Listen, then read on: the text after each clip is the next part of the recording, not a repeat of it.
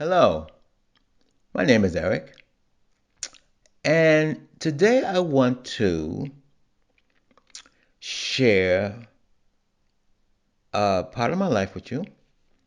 This part I'm going to share is about my picture in the newspaper.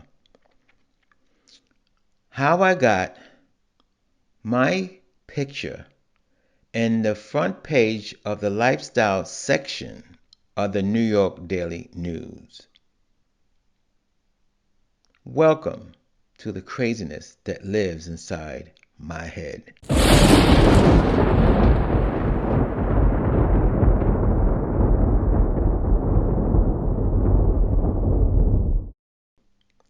The year was 1986. I bought my first computer, a PC. I got it from Radio Shack, and it was a Tandy. Tandy was the brand of Radio Shack.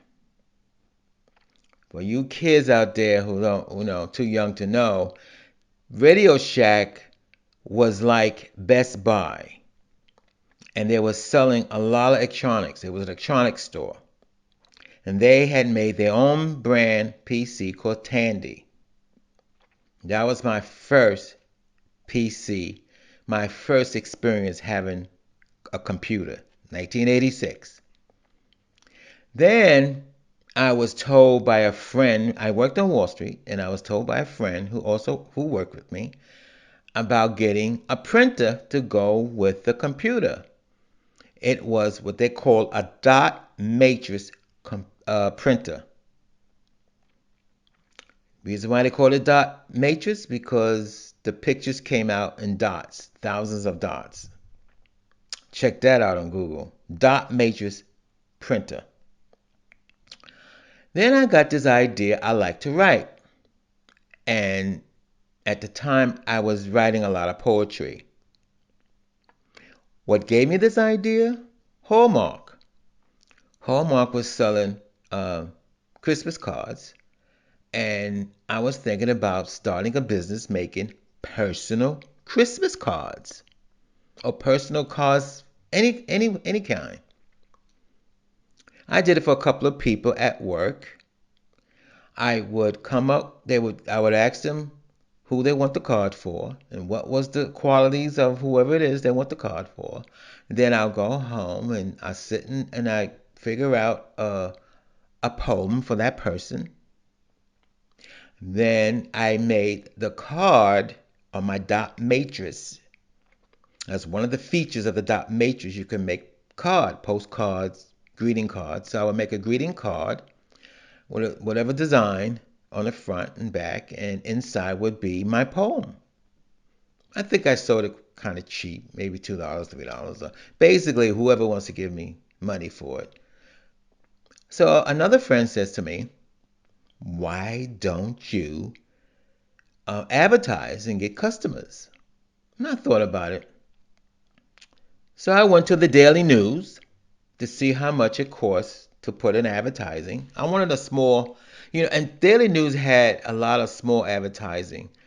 They had a section called personal ads for you heard about personal ads.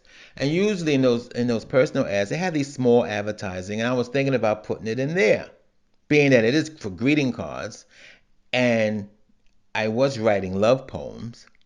So I went to the advertising department and the Daily News, and the guy ran it down how much it costs, and I said, "Oh, I can't, do that.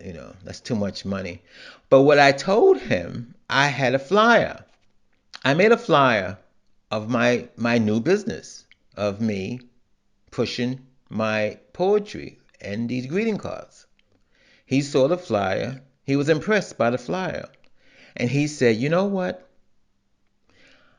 I'm going to take a picture of this flyer and put that in, use that as the advertising."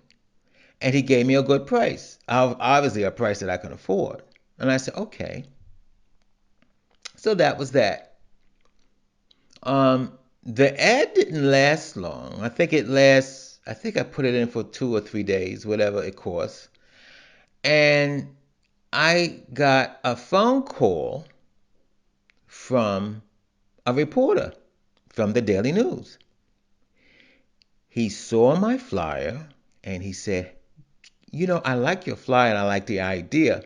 And you work on Wall Street, I hear. I said, yes, I would like to do an article on you. And I said, fine. And I figured if you do an article on me, my business should really take off. So I met him down at the American Stock Exchange, in front of the American Stock Exchange. And he took a picture of me and I gave him pretty much the story of how I got it started. Pretty much what I just told you guys. And that's how I got my picture, because he wrote the story and then he contacted me before the story came out. He said, well, you're going to be on the section, the lifestyle section. You're going to be on the front page of the lifestyle section. I was shocked. I said, wow. And I showed a lot of people down on the trading floor. And I got business.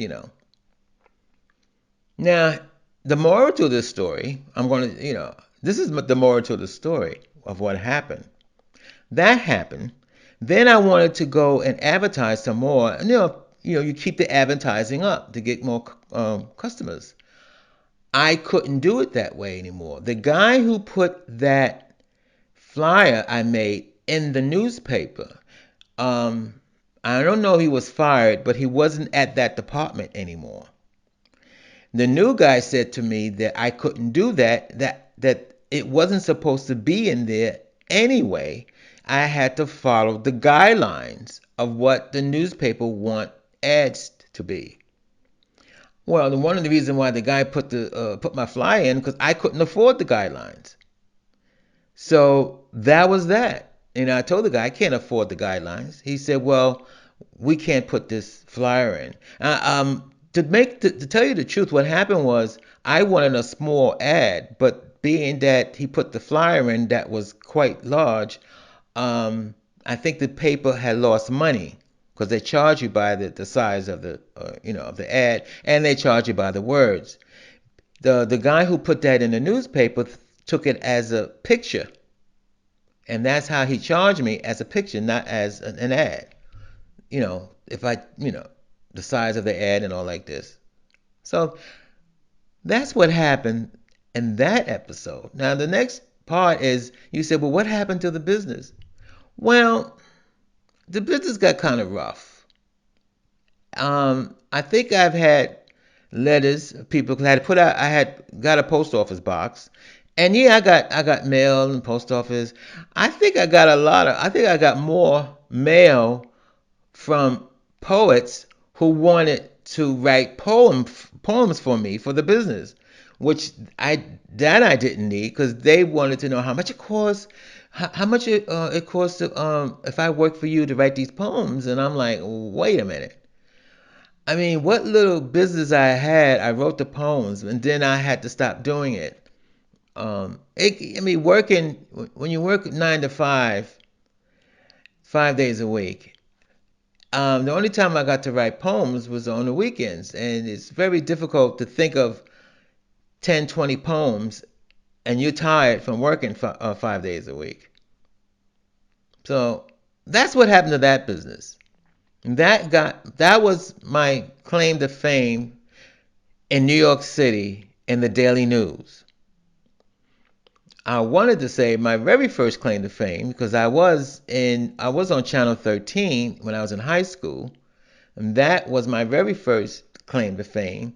They came to videotape a French class that they was going to put on Channel 13, was a public access, and for some reason, I'm not sure of all the details. All I know, they wanted to videotape us doing our French class, and of course, the French teacher would ask everybody questions and talk to everybody in French.